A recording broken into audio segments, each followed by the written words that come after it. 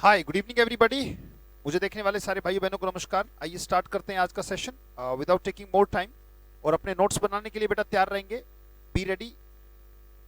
और बिल्कुल एनग्रॉस्ड होकर क्लास को अटेंड करेंगे। आज की जो हमारी क्लास है वो बेटा क्लास नंबर 3 है। So idiom and phrases class number 3। इससे पहले की जो क्लास नंबर 1 है और 2 है वो आप कवर कर लीजिएगा। Right, you need to cover all the sections which are being taken. जो लिए जा रहे हैं बेटा उसको बड़े ध्यान से करें। तो let's take the first idiom today. जो आज का पहला हमारा शब्द है जो हमें करना है वो है barking up the wrong tree. Barking up the wrong tree. अगर हम देखें barking up the wrong tree जो है, राइट, सो इसमें बार्क का मतलब होता है भौंकना। बार्क का मतलब क्या है भाई? बार्क का मतलब निकलता है भौंकना बेटा। अप द रॉन्ग ट्री इसका मतलब ऊपर देखकर, रॉन्ग ट्री का मतलब पेड़ पर गलती करना। ट्राइंग टू फाइंड समथिंग, यहां पे इसको थोड़ा वर्ड को ठीक कर लीजिएगा। दैट दैट या trying to find someone at. अच्छा, ये दैट नहीं, इसको एट कर देंगे तो ज्यादा बेहतर है। एट है ये, टी हटाई दो बेटा तो एट आएगा। Trying to find someone at the wrong place, गलती करना है बेसिकली। इसका मतलब ठीक है, अभी मैं समझा दूंगा इसका मतलब क्या है। इसका मतलब होता है बेटा मेक अ मिस्टेक या मेक अ बिग मिस्टेक। कोई चीज बहुत बड़ी गलत गलत ट्राई करना, या मेक अ बिग ट्राई, बहुत गलत कोशिश करना जिसका रिजल्ट नेगेटिव होगा। Make a big try, make a big and wrong try लिखना और भी अच्छा होगा। Make a big as well as wrong try. वो बड़ी ट्राई भी है और वो गलत भी है। बहुत गलत बड़ी कोशिश करना, that is called barking up the wrong tree. इस बात को समझने के लिए हम बोर्ड पर चलते हैं। बोर्ड पे इसको अच्छे से हम एक्सप्लेन कर पाएंगे। जैसे मान लीजिए ये दो पेड़ हैं, समझने की कोशिश कीजिएगा बेटा। राइट, फॉर कंसीडरेशन हम इसको लेते हैं भाई, ये दो पेड़ हैं, ठीक है। ये एक पेड़ ये है और एक पेड़ ये है। अब कुत्ता जो है यहां से भागा हुआ आता है बिल्ली के पीछे। ध्यान से समझना, बिल्ली यहां से भागी हुई आती है और इस पेड़ पर चढ़ जाती है। अब बिल्ली कहां पर है? इस पेड़ पर। कुत्ता जो है यहां पे खड़ा होकर, यहां पे सपोर्ट लेके कुत्ता जो है वो भौंकने लग जाता है इस पेड़ पर। जबकि बिल्ली इस पेड़ से कूदकर इस पेड़ पर आ चुकी है। बड़े ध्यान से देखना बेटा, बिल्ली ने क्या किया? बिल्ली तो लंबी छलांग लगा सकती है, कुत्ते ने देखा ही नहीं, वो इस पेड़ से इस पेड़ पर आ गई है। अब ये क्या कर रहा है? ये भौंक रहा है। क्या कर रहा है? अब इसके हिसाब से वो बिल्ली तो ऊपर ही बैठी है ना बेटा। बहुत गजब की एक्सप्लेनेशन, ध्यान से समझना बेटा, एक एक चीज को समझ के चलना। बार्किंग, अब कुत्ते के हिसाब से तो बिल्ली इसी पेड़ पे है, जबकि वो कूद के पेड़ भी चेंज कर चुकी है। तो बार्किंग अप, अप माने ऊपर, द। अब ये ट्री कैसा है? सही ट्री है या रॉन्ग ट्री है? Barking up the wrong tree. Barking up the wrong tree यानी कि गलत कोशिश करना। ये गलत कोशिश कर रहा है। राइट, ये गलत कोशिश कर रहा है, किसी ऐसी चीज को ढूंढने की कोशिश कर रहा है जो कि वहां पर है ही नहीं। That is called barking up the wrong tree. अब ये जो डॉग भौंक रहा है और लगातार भौंक भौंक के अपना गला फाड़ रहा है, किसके ऊपर? इस पेड़ के ऊपर। जबकि बिल्ली इस पेड़ से इस पेड़ पर शिफ्ट हो चुकी है, वो कूद चुकी है और उसे पता ही नहीं। बिल्ली यहां बैठी है, वो भौंक रहा है इस पे। गलत कोशिश करना is called barking up the wrong tree. हम स्टेटमेंट अगर लें, नंबर 1, इफ शी थिंक्स, अगर वो ऐसा सोचती है, if she thinks that, if she thinks that her anger will, और will से बेहतर ताकत का शब्द लगाए तो ज्यादा अच्छा है, can, if she thinks, अगर वो ऐसा सोचती है that her anger can solve her problems, अगर वो ऐसा सोचती है कि उसका गुस्सा उसकी समस्याओं को हल कर देगा, if she thinks that her anger can solve her problems, if she thinks her anger, if she thinks that her anger can solve her problems, comma, she barking up the wrong tree. She is barking up the wrong tree. अगर वो ये सोचती है, अगर वो ये सोचती है कि उसका गुस्सा किसी समस्या को हल कर देगा, समस्या बढ़ सकती है, घटेगी नहीं। She is barking up the wrong tree. So if she thinks that her anger can solve her problems, अगर वो ये सोचती है कि उसका गुस्सा उसकी समस्याओं को हल कर देगा, तो वो डेफिनेटली बहुत गलत कोशिश कर रही है। यानी कि definitely things are going to aggravate, चीजें बद से बदतर होंगी, उसमें सुधरेंगी नहीं, वो गलत कोशिश की जा रही है। That is called barking up the wrong tree. तो किसी चीज का गलत अभ्यास करना, गलत कोशिश करना, is called barking up the wrong tree. जैसे मान लीजिए मैं एक स्टेटमेंट अगर कहूं,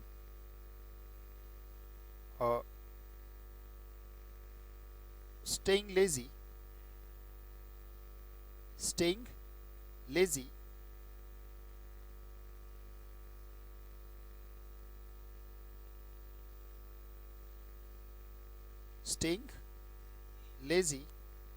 staying lazy can lead you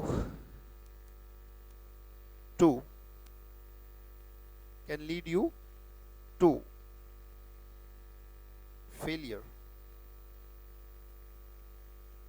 भाई फेलियर की तरफ ले जा सकता है, but if you think otherwise, अगर आप इसके अलावा सोचते हो, इफ यू थिंक अदरवाइज का मतलब क्या है, इसका उल्टा, यानी कि अगर आप ये सोचते हो कि सुस्त होने से आप सफल हो सकते हो, यहां पे एक बड़ा प्यारा एक्सप्रेशन है, इफ यू थिंक अदरवाइज, इसका मतलब अगर आप इसका उल्टा सोचते हो, इसका मतलब अगर आप ये सोचते हो सुस्त भी रहो और सफल भी हो जाओ, तो सुस्ती और सफलता का कोई लेना देना नहीं है, right. Staying lazy can lead you to failure, but if you think otherwise, if you think, अगर आप इसका उल्टा सोचते हो, मैं कह दूंगा यू आर, क्या यहाँ पे हम वही वर्ड लिख देंगे, क्या, you are barking up the wrong tree, आप एक गलत कोशिश कर रहे हो, आप एक गलत कोशिश कर रहे हो, you are barking up the wrong tree. हम यही कहेंगे भाई जो चीज जहां नहीं है या जो चीज जैसे हो नहीं सकती उसको उस तरीके से करने की कोशिश की जा रही है, that's called barking up the wrong tree.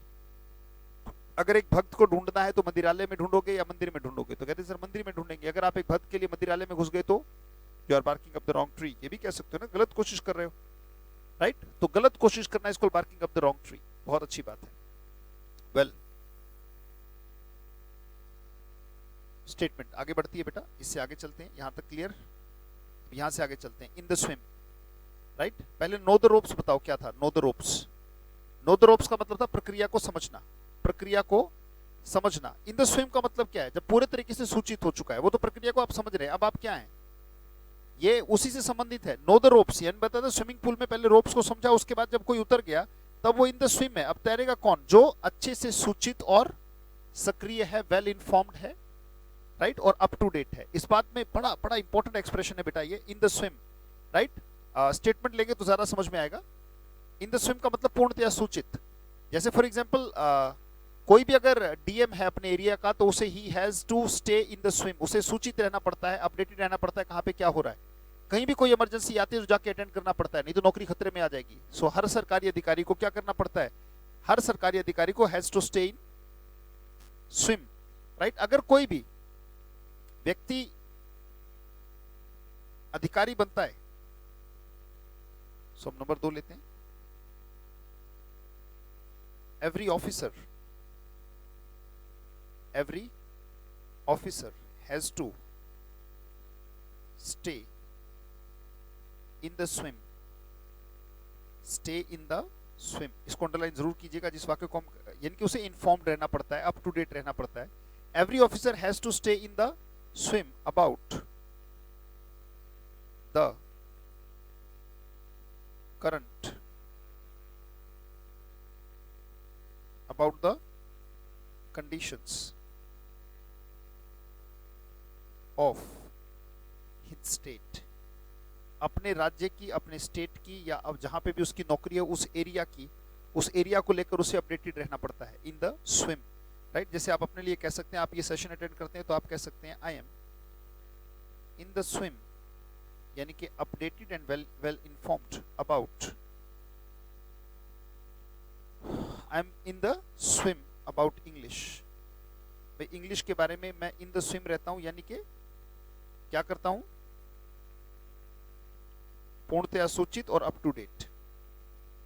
तो in the swim, I am in the swim about English, English को लेकर मैं अप टू डेट हूं और वेल इन्फॉर्म्ड हूं। यानी कि बहुत सारे ऐसे शब्द हैं जो दूसरों को आते हो ना आते हो, पर वो शब्द और वो वाक्य मैं अच्छे से जानता हूं, that is called in the swim, well informed और अपडेटेड। जैसे लोगों को जीएस और जीके पढ़ाई जाती है, जो भी सरकारी अधिकारी बनना चाहता है, क्यों पढ़ाई जाती है, because they should be in the swim, वो सूचित और सक्रिय होने चाहिए, they should be up to date and they should be well informed. Rub up the wrong way, ये बड़ा प्यारा एक्सप्रेशन है, रब अप द रॉन्ग वे, परेशान करना मतलब इरिटेट करना, झल्ला देना। यहाँ पे एक शब्द आ रहा है ना, इर्क। अब ये जो शब्द आ रहा है इर्क, ये जो शब्द आ रहा है इर्क का मतलब क्या, इरिटेट करना ही तो होता है, किसी को इरिटेट करना, इरिटेट समवन, रब अप द रॉन्ग वे। इसका मतलब समझना थोड़ा सा, अगर मैं आपको और गहराई से समझना चाहूँ, जैसे मान लीजिए आप अगर ऐसे ऐसे करते हैं तो ये सहलाना बनता है बेटा, इसको हम कहते हैं सहलाना। पर अगर आप ऐसे ऐसे ऐसे ऐसे ऐसे करते हो तो ये इरिटेशन पैदा करता है। सहलाने की बजाय रब अप द रॉन्ग वे, यानी कि अगर हम ऐसे कहेंगे तो इसको सूद कहते हैं, इसको सूद कहते हैं, राइट, सूद कहते हैं। जैसे छोटा सा बच्चा आता है, कहते मेरे को चोट लगी, वो ऐसे हल्का हल्का हाथ फेरता है ऐसे। पर अगर उसी घाव पर अगर ऐसे ऐसे ऐसे ऐसे अगर उसे उखाड़ा जाए तो ये सही वे है या रॉन्ग वे है? तो रब अप द रॉन्ग वे इसका मतलब है किसी को परेशान करना, यानी कि गलत तरीके से रगड़ा देना, गलत तरीके से उस चीज को कहना, परेशान करना। इर्क, इर्क बड़ा अच्छा शब्द है बेटा, ये बहुत अच्छा शब्द है, एग्जाम में बहुत बार आ चुका है। इरिटेट करना किसी को, तो इर्क समवन या इरिटेट समवन। वाक्य लेंगे, let's take a sentence with it. चलिए सेंटेंस लेते हैं। Number 3, rub up the wrong way, right, rub up the wrong way.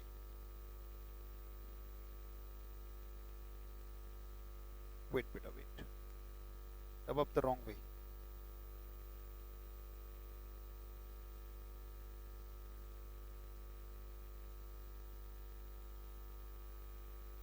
Rub up the wrong वे, आइए बेटा स्टार्ट करते हैं। जैसे फॉर एग्जांपल,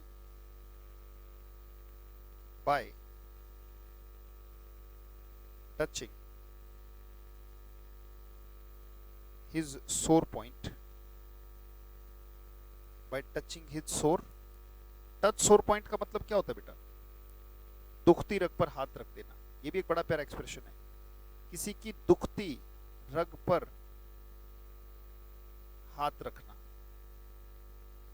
अगर आप किसी की दुखती रग पर हाथ रखोगे, bye touching his sore point, यानी कि सोर का मतलब क्या होता है? सोर का मतलब है जो दिक्कत पैदा कर रहा है, जो खराब है, उसका जो खराब पॉइंट है, जब आपने उस पर हाथ लगाया, bye touching his sore point, touch, जैसे कहते हैं यार तूने तो यार उसके, जैसे मान लीजिए किसी जवान बेटा मरता है किसी माँ का, और अगर आप बार बार कोई उसे याद दिलाए तो हम कहेंगे यू आर टचिंग हर सोर पॉइंट। तो इसका मतलब उसकी दुखती रग पर आप हाथ रख रहे हो, राइट। तो दुखती रग पर हाथ रखना इसको touch sore point. So by touching his sore point you have rubbed him, you have rubbed him up, या व्यक्ति का नाम आ जाएगा, you have rubbed him up the wrong way। यहाँ पे व्यक्ति का नाम लगा देते हैं, जिस भी व्यक्ति को आपने इरिटेट किया, झल्ला दिया, परेशान कर दिया। By touching his sore point you have rubbed him up the wrong way, यानी कि आपने उसको इरिटेट कर दिया है, right. rub somebody up the wrong way, that is called rub somebody up the wrong way। जैसे मान लीजिए कि आपने बॉस ने कोई आइडिया दिया और आपने उसमें कमियां निकाल दी। अब बॉस क्या, बॉस तो यही कहता है हाँ जी की नौकरी ना जी का घर, प्राइवेट सेक्टर में तो यही है, राइट। अब आप बॉस तो कह रहा है कि आपको तो भाई, उन्हें तो हकीकत में कुछ लेवल तक हार्डवर्क और कुछ लेवल तक चापलूसी चाहिए होती है उन्हें, कि आज जी आप जैसा तो कोई नहीं, अरे हाँ भाई ये वो, तो वही वाली बात होती है प्राइवेट सेक्टर में, थोड़ी सी होती है, ज्यादा नहीं होती, क्योंकि काम करने वालों की हर जगह वैल्यू होती है। पर अगर उन्होंने कोई आइडिया दिया और आपने स्ट्रेट वे कहते सर ये दिमाग खराब है, ये भी कोई सोच है आपकी, तो घटिया कीड़े पड़े हुए आपकी सोच में, जब जैसे आप उसके प्लान में इस तरीके से कमियां निकालोगे, so by finding fault in his plan you have rubbed your boss in the wrong way, rubbed him up the wrong way. आपने उनको क्या किया, गलत तरीके से रब कर दिया, इसका मतलब इरिटेट कर दिया, तो इरिटेशन की बात हो जाती है। Let's move on to the next, add fuel to fire. खैर इसमें तो एक्सपर्ट हैं आप, ओह सॉरी एक्सपर्ट नहीं, मतलब जैसा भी आप माने। खैर आग लगाने में माहिर होते हैं लोग, यानी कि आग में घी का काम करना, स्थिति को और खराब करना, है ना। एड फ्यूल टू फायर, एक बड़ा प्यारा शब्द आप जानते ही हैं सारे के सारे, फिर भी लिख दूं, एग्रावेट करना। एग्रावेट का मतलब क्या होता है? बद से बदतर कर देना। ये लिखा हुआ ना, worsen the situation, to make something from bad to worse, worsen the situation, चीजों को बद से बदतर कर देना, that is called add fuel to fire, यानी कि चीजों को, स्थिति को और खराब कर देना, that is called add fuel to fire, add fuel to fire. भाई कोविड का ऑलरेडी कंडीशन चल रही थी, वैक्सीन सबको लगी नहीं, वैक्सीन की कमी है, दूसरा कोविड बहुत ज्यादा फैल रहा है, ऊपर से ऑक्सीजन की कमी ने क्या कर दिया, added fuel to fire, right. हम स्टेटमेंट कह सकते हैं एड फ्यूल, यानी कि स्थिति को और खराब कर देना, स्थिति को और बदतर कर देना, वर्सन द सिचुएशन, सिचुएशन को खराब कर देना, बद से बदतर कर देना, that's called worsen the situation. Board के ऊपर चलते हैं बेटा, फिर सारे सेंटेंसेस को रिवाइज करेंगे जैसा कि हम अक्सर करते हैं। Let's take it. नंबर 4 हम लिखेंगे the Covid infection, the Covid infection, the Covid infection is spreading, the Covid infection is spreading at a breakneck speed, break neck, इसका मतलब क्या है? बहुत तेज गति से। नाड़ तोड़ने वाली स्पीड कितनी स्पीड होगी? बहुत तेज होगी। गर्दन तोड़ने वाली स्पीड जो है वो कितनी होगी बेटा? नेक का मतलब गर्दन होगी, तो गर्दन को तोड़ने वाली जो स्पीड होगी वो कितनी होगी? बहुत तेज होगी, यानी कि at a very high rate, at a very high speed. So Covid infection is increasing at a breakneck speed.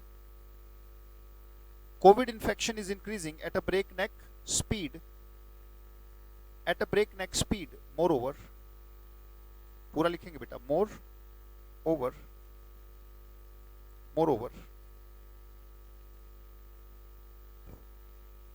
the lack of oxygen, the lack of oxygen has added fuel to fire, has added fuel to fire, has added fuel to fire। ये आ गया आपका expression. The Covid infection is spreading like a breakneck speed. एक तो आपको break नेक speed के बारे में सीखने को मिला। मोर ओवर मतलब, मोर ओवर का मतलब ऊपर से, ऊपर से। द लैक ऑफ ऑक्सीजन, यानी कि जो ऑक्सीजन की कमी है, has added fuel to fire, तो उसने सिचुएशन को बद से बदतर कर दिया है, राइट। Has added fuel to fire, शाबाश, बहुत अच्छे, बहुत बढ़िया, वेरी गुड बेटा। तो उम्मीद है आपने उतार लिया होगा। The Covid infection is spreading at a breakneck speed, moreover the lack of oxygen has added fuel to fire। Let's move to the next and last situation, in the loop, in the loop,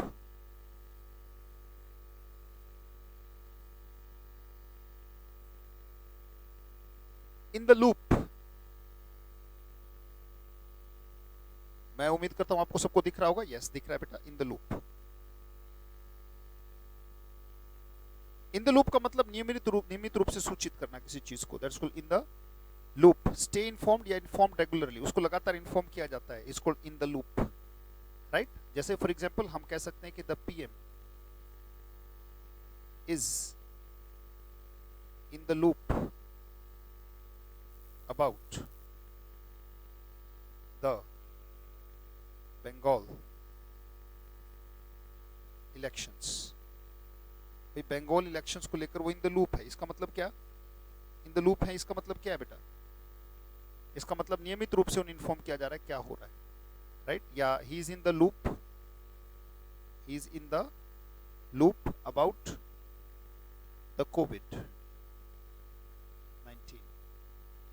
right. So he is in the loop about the Covid, तो in the loop का मतलब नियमित रूप से सूचित होना, right, that is called in the loop. तो the PM is in the loop, right, about the covid, यानी कि नियमित रूप से सूचित करना, वो सूचित रहना भी इन द लूप होता है।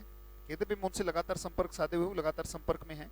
जैसे बहुत बार क्या होता है कि कहीं पर सिचुएशन ऐसी बन जाती है विदेशों में कि हमारे जो भाई है यहाँ के, वो फंस जाते हैं, तो कहते भाई आप लगातार संपर्क बनाए रखें। तो स्टे इन द लूप, इसका मतलब लगातार संपर्क बनाए रखना, यानी कि एक तरीके से कीप इन टच, राइट। जैसे मान लीजिए किसी के परिवार में अगर कोविड हो जाता है, तो आप उनकी फैमिली विजिट तो नहीं कर रहे हो, राइट। कहते भाई मेरे अंकल को कोविड हो गया, my uncle is down with Covid, right, so I can not visit him physically but I am in the loop with him. इसका मतलब रेगुलरली वो इन्फॉर्म करते हैं, मैं उनसे इन्फॉर्मेशन लेता हूँ। I stay informed about his situation. So हम कह सकते हैं कि नंबर 5 लिख सकते हैं कि my family is in the loop, my family is in the loop with my covid stricken। covid stricken का मतलब क्या है? कोविड से ग्रस्त। with my covid stricken uncle, with my covid stricken uncle। तो यहाँ पे इन द लूप का मतलब क्या निकलेगा? इन द लूप विद का मतलब क्या निकला यहाँ पे? कि अपने अंकल से लगातार हम संपर्क में है, वो इन्फॉर्मेशन देते हैं, हम फोन पे इन्फॉर्मेशन लेते हैं।